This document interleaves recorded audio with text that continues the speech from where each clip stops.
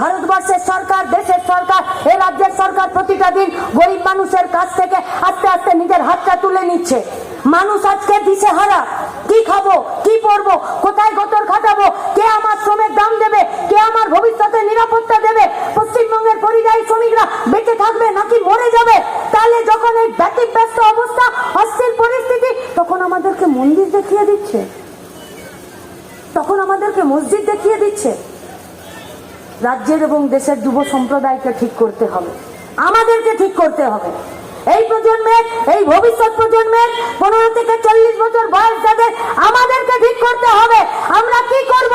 ওই বন্যায় ভেসে যাব নাকি স্রোতের প্রতিকূলে দাঁড়ানোর জন্য নিজের পায়ের নিচে জমি শক্ত করে গলা শিরা ফুলিয়ে নিজেদের কাজটা নিজেরা ঠিক করে যাব। তার দাবিতেই তো আমাদের গোটা রাজ্য জুড়ে সম্মেলনগুলো চলছে। আর যখন পূর্ব মেদিনীপুরে আপনাদের এখানে এসে আমরা বক্তৃতা করছি, কলকাতাতে আমাদের কমরেডরা ফুটবল খেলা করাচ্ছে সম্প্রীতির জন্য, পূর্ব বর্ধমানে তখন সেখানে কনভেনশন হচ্ছে, আলিপুরদুয়ারে তখন কনভেনশন হচ্ছে, আগামীকাল কোচবিহারে, ঝাড়গ্রামে ডিওয়াইএফআই নিজেদের ইতিহাসের ফিরে চর্চা করছে। সকাল থেকে এখন পর্যন্ত ডিওয়াইএফআই এর কমরেডরা কোন হসপিটালে কোন রোগী ব্লাড পায়নি তার ব্যবস্থা করছে। সপ্তাহে 4টা দিন ডিওয়াইএফআই এর এমন যায় যে পরিযায়ী শ্রমিকরা বাইরের রাজ্যে পড়ে আছে, আরপিএফরা পেটাচ্ছে, ভাষা বাংলাদেশি, ভাত লুঙ্গি এইসব দেখে তাদেরকে পেটাচ্ছে, মরে যাচ্ছে, কাজ করতে গিয়ে তারা মরে যাচ্ছে, তাদেরকে ফেরত আনার ব্যবস্থা করতে হচ্ছে।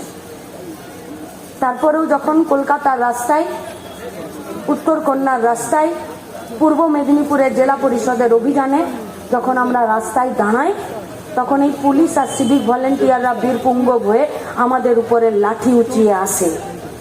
আর যতক্ষণ না আমাদেরকে পিটিয়ে ওরা ঠান্ডা করতে পারে, আর যতক্ষণ না পর্যন্ত আমাদেরকে লকআপে ভরে দিতে পারে, ওদের উপর থেকে অর্ডার আসে না যে এবারে লাঠি চার্জটা বন্ধ করো। মইদুলকে হারিয়েছি শুধুমাত্র লাঠি চার্জে মরেছে বলে, কিন্তু এরা কোথায় জব্দ জানেন তো? যখন অনুব্রত এদেরকে মা বোন তুলে খিস্তি দেয় তখন এরা জব্দ হয়ে যায়, তখন এদের লাঠি ওঠে। আমাদের এক নেতা বলছিল যে পুলিশকে তোমরা এত গাল দাও। আমরা বললাম যে আমরা তো তাও ভদ্র গাল দিই, অনুব্রতর খিস্তি যদি দিয়ে মাফিনামা লিখে দেয়, এরা তো টেবিলের তলায় কেন, আর কোথাও লুকানোরও জায়গা পাবে না। আমাদেরকে তো একজন বলছিল যে পুলিশ নাকি এখন বাড়ি গিয়ে রাতে খাবার খায় না, শুধু জল খেয়ে ঘুমিয়ে যায়। বলছে সারা দিন ভর এত খিস্তি খেয়েছি না, ওতেই পেট ভরে গেছে। কে দিচ্ছে অর্ডার এদেরকে? আচ্ছা, এদের চামড়াটা কি গন্ডারের থেকেও মোটা হয়ে গেছে বলুন তো?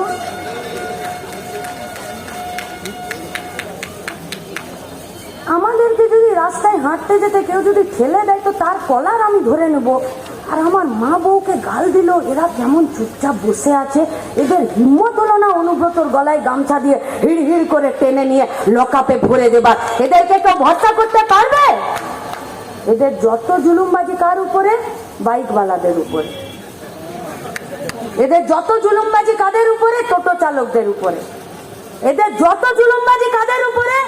দীঘাতে যারা ঘুরতে আসবে তাদের উপরে। এদের যত জুলুমবাজি তাদের উপরে। কাদের উপরে? যারা ট্রাক চালাবে, পিকআপ ভ্যান চালাবে তাদের উপরে। পায়ে জুতো পরেছো কিনা, কোমরে বেল্ট পরেছো কিনা, ভেতরে জাঙ্গিয়া পরেছো কিনা সব চেক করবে। আর সব চেকের পরে বলবে যে তোমার মানি ব্যাগে গান্ধীজি আছে কিনা আগে দেখাও, তারপরে।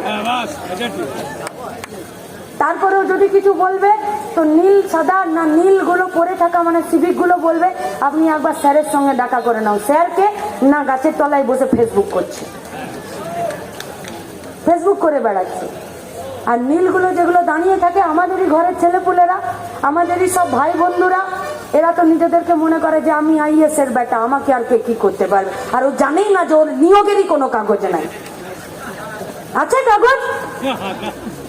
আজকে এই সমাবেশের পর সন্ধ্যাবেলায় যদি পাড়ায় কোনো সিভিককে জিজ্ঞেস করেন, যদি ভালো সম্পর্ক আছে তোকে 2 কাপ চা খাওয়ান আর একটা সিঙ্গাড়া খাইয়ে দিন।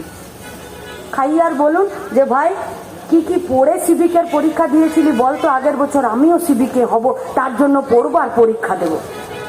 যদি না চাটা ফেলে আর আদা সিঙ্গাড়া খেয়ে উঠে চলে যায়, দেখে নেবেন না পরীক্ষা আছে, না ইন্টারভিউ আছে, না কি আছে, শুধু নেতাদের সুপারিশ আছে।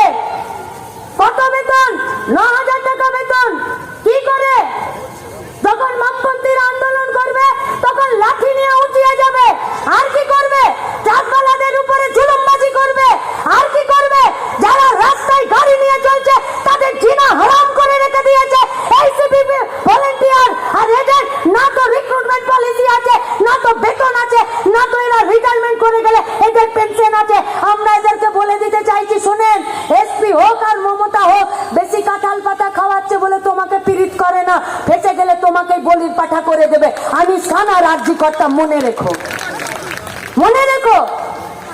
লড়াইয়ের আন্দোলনের রাস্তাতে এই গায়ে গঞ্জে যারা একদিন তৃণমূল হয়ে মানুষকে পিটিয়েছে, ধরেছে, কেস করেছে, মার দিয়েছে, থানা যদি এদের মাথার উপরে ছাতা না ধরতো এরা পারতো করতে?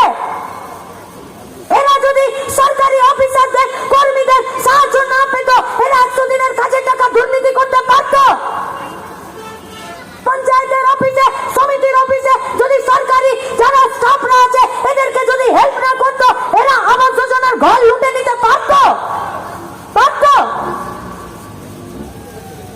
বিএলআর অফিসের লোকজনরা যারা সরকারি কাজ করে স্টাফরা আছে তারা যদি তৃণমূলের এই সমস্ত দালালগুলোকে যদি হেল্প না করতো, কারো দম ছিল আমাদের জমিগুলোকে পাট্টা রেকর্ড হওয়া সত্ত্বেও অন্যের নামে করিয়ে দেওয়ার? ছিল না। সরকারে থাকা লোকজনের আজকে 3টে কাজ। এক, চুরির সঙ্গে সাথ দাও, চুরিকে দেখে চুপ থাকো, আর নইলে চুরি করো, এর বাইরে আর কোনো কাজ নেই।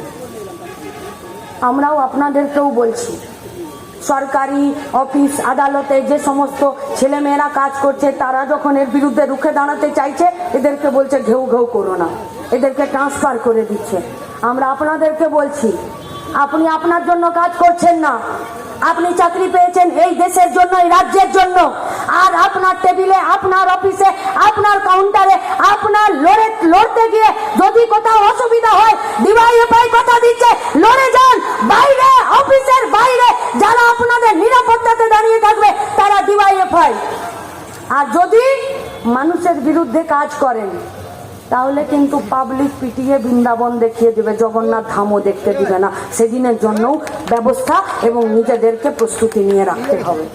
শেষ কথা মানুষ বলে, আর মানুষের শেষ কথা বলার জন্যে আমরা যারা একসঙ্গে আজকে কাজ করছি সেই কাজের মধ্যে থেকেই আমরা আপনাদের কাছে আবেদন এবং দাবি করতে এসেছি। খুব কঠিন লড়াইয়ে নেমেছি আমরা, যে লড়াইয়ে মানুষকে পাশে পেয়ে যে কাজগুলোকে সামনে রেখে আমরা সমাজতন্ত্রের লক্ষ্যে এগোতে চাইছি, সবার জন্য কাজ, শিক্ষার দাবিতে এগোতে চাইছি, আমাদের দেশের ধর্মনিরপেক্ষতাকে রক্ষা করার জন্য এগোতে চাইছি, গরিব, প্রান্তিক, মেহনতি, খেটে খাওয়া মেহনতি মানুষের জন্য তাদের রুটি রুজিকে নিরাপত্তা সুরক্ষিত করার জন্য আমরা লড়াই করছি। আমাদের গোটা রাজ্যের, গোটা দেশের মহিলাদের, মেয়েদের নিরাপত্তা, তাদের জীবন, তাদের মান সম্মানের নিরাপত্তা